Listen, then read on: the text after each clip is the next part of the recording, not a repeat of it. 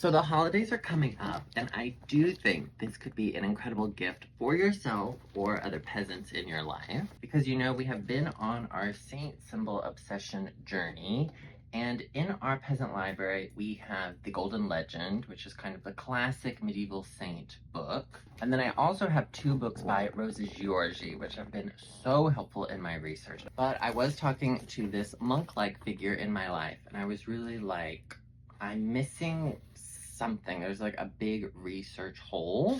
And then they immediately said like, oh, Butler. And I was like, huh? But then it clicked that they were referring to Butler's Lives of Saints, which shows up a lot in references in other books. But it just never clicked that I could own that.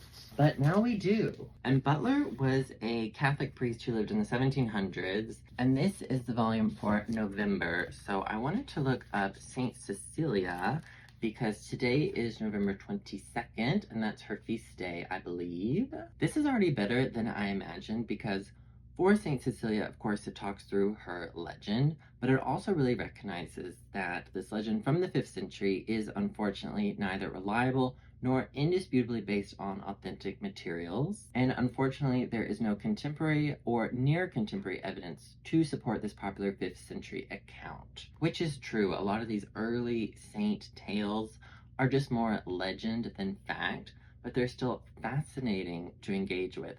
But it's really good to remember that this isn't historical fact. This also talks about her relics being moved and the legend about her body being incorruptible, and it discusses how she became the patron saint of musicians, which I just learned about as I was researching her feast day for our most recent peasant bulletin, because she's one of the most famous Catholic saints, and she's almost always depicted in her role as the patron saint of musicians.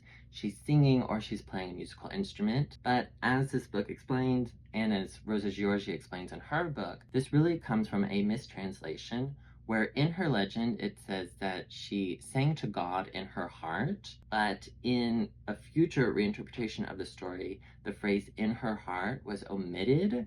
So I believe that turned her into, a singer in the eyes of this legend and made her a vocalist and connected her to music in a way that her original legend did not intend to. But after centuries and centuries of being depicted with musical instruments or singing, we really can't separate her in our imagination from music.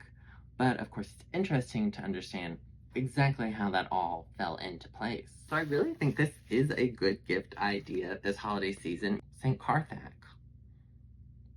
St. Boniface.